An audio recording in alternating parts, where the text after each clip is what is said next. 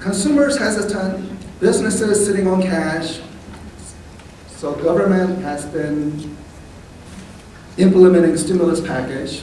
If you recall, homebuyer tax credit was also part of that stimulus, but it's a very small component. It's about $30 billion price tag. $30 billion or $1 billion is a lot of money.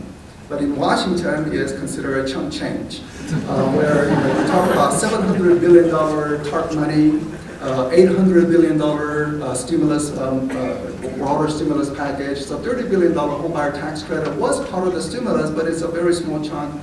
But if one adds up everything, one sees that government spending has ratcheted up, while at the same time, because of the recessionary conditions, fewer people with jobs, the government receipt has fallen, so you have that gap. And that gap is the huge budget deficit. So every year you have this deficit, and another deficit, which means that total debt is cumulative deficits, is just piling on and on and on. Just to give you an idea of the level of deficit, it's like this.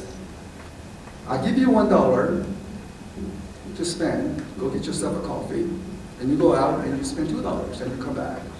I give you $1, you go out and spend $2. This is what the government is essentially doing today. They collect $1 and they spend $2. Not directly 2-to-1 ratio, but almost 2-to-1 ratio. So whatever they collect, they're almost spending twice as much as what they're receiving in the receipt currently. And this is not sustainable. And at some point, as with any household, and it's not sustainable, so it has to be under control. And there needs to be a credible plan how to reduce that over time.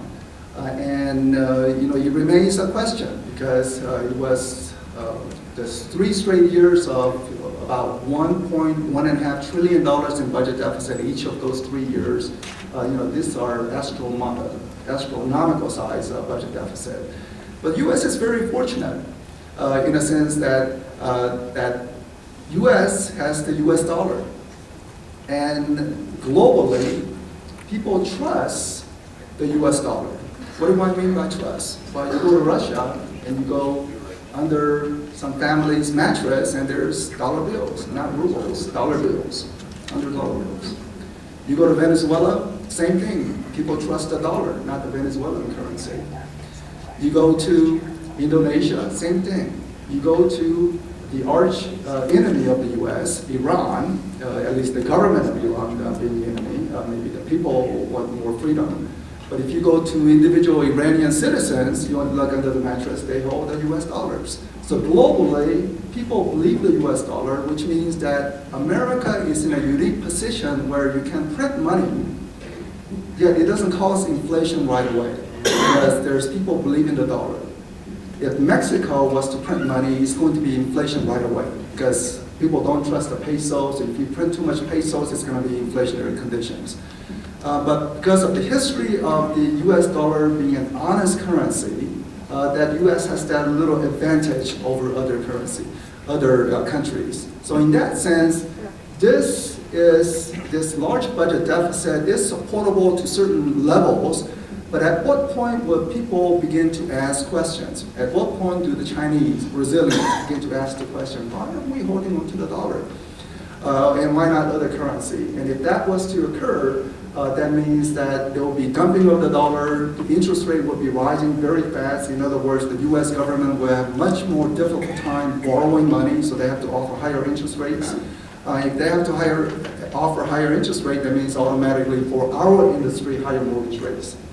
Unfortunately, that tipping point has not occurred, and it's probably not going to occur, even though we need to be mindful that it could occur, which is the reason why mortgage rate continue to remain at historically low levels. So you add up the consumers, businesses, there's the international trade component as well, and the government spending, and what you have is the GDP, which is the measurement of the broader economic activity, how much are we producing in the country. We are out of the recession, so we are producing more.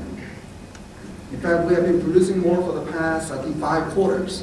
and it looks like the momentum is there, so continued expansion in the economy this year.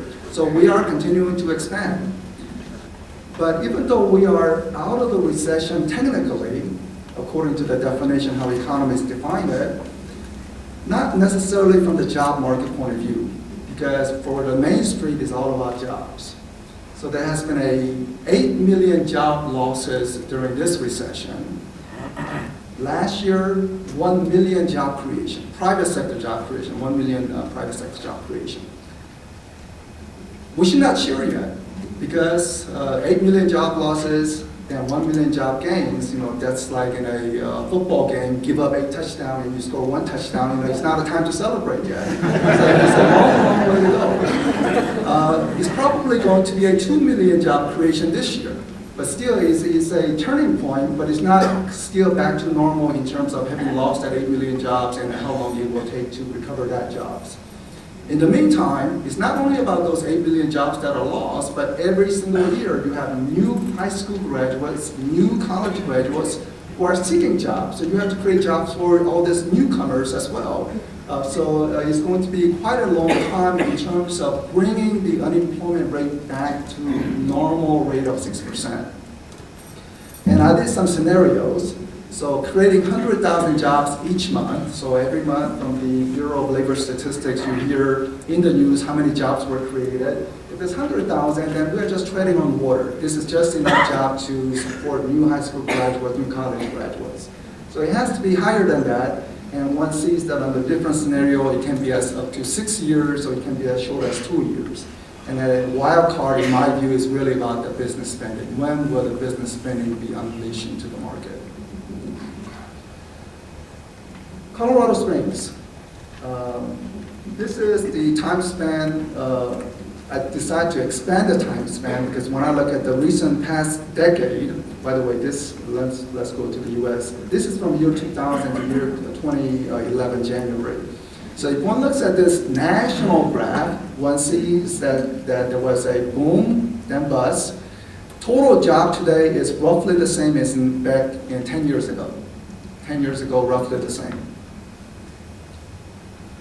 Colorado Springs, one goes to year 2000 and it shows similar picture. So the latter half of the chart, it shows that today total job numbers are about the same as back in year 2000. So it's following the national pattern in terms of the job market, even though one sees less of a big swings in the job creation or job losses. But if one was to look at more longer term years, back to 1990s, then one sees that the total jobs have grown. And if one stretched it out to 1980, even more jobs in 1970. So long-term growth is bright. It's saying that there's continuing job growth, even though there could be some short-term fluctuation. Is that this recent decade is a unique situation where there was no net job creation in the Colorado Springs area. This is the over 30-year time span, which areas created the most jobs. Utah is in the lead. Florida, even with their housing market bust, they had a very strong growth in the early part of the decade. So Florida is there. But Colorado is near the top. Colorado is not the third, but it's certainly above the US average, and about twice the US average. If one looks at the bottom, Michigan comes on the bottom, California is struggling, Massachusetts struggling. Housing market. Let's see what's happening in the housing market. So this is from year 2000 to today. Remember the job number. Today's job is about the same as year 2000. So one would expect maybe based on that, we should have roughly the same home sales. And that's what we have, roughly the same home sales today as back in year 2000. So we had the natural boom, then we had the housing market bust. Then the surge that you see is due to the homebuyer tax credit. So homebuyer tax credit, people responded. Then tax credit got extended, so people responded again, but the second response was less strong than the first response. And then once the tax credit disappeared, boom, it went down. Essentially, this is a rational expectation because consumers have a choice. Do you want to close in July or do you want to close in June? $8,000 in June, nothing in July. Well, people will naturally want to close in June. So It was a natural fall in the few months right after the homebuyer tax credit. But look at the final recent months. Recent months is saying even without homebuyer tax credit, sales are now coming back up, and now it's matching up with year 2000 level. Now, if there's a continuing job gains, then means home sales can also continue to rise. So again, 1 million job creation last year, probably 2 million job creation this year, which means that momentum-wise, the home sales should be improving, just based on that correlation. And annually, just annual figures, so annually we have some bubble years, and the red chart is my forecast based on the forecast of the economy as to that it will be some pickup in home sales, broadly speaking. Colorado may be in a better position because you have a faster migration pattern, in-migration pattern, as well as generally faster job growth when there is a recovery. And this is the home sales data for the state of Colorado. So my forecast in the red. So last year, interestingly, it would match up to about 1998's level. Very difficult. I got the latest data from the Colorado Springs, which essentially say January figures were essentially unchanged from last January. Last January, there was the homebuyer tax credit.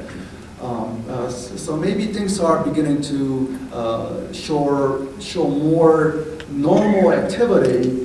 It's not the bubble activity, but I would probably say probably need to rise a little further to match up with what the population and the job situation is. So there could be some pent-up demand in the local area.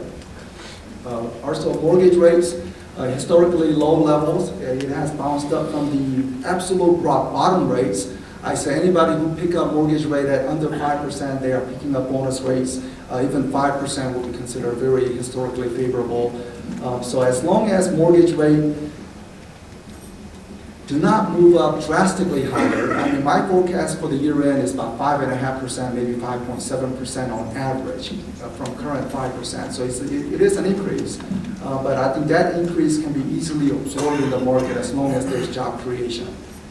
If it goes to 7%, 8% mortgage rate, then I think we could be facing trouble, but I don't foresee that.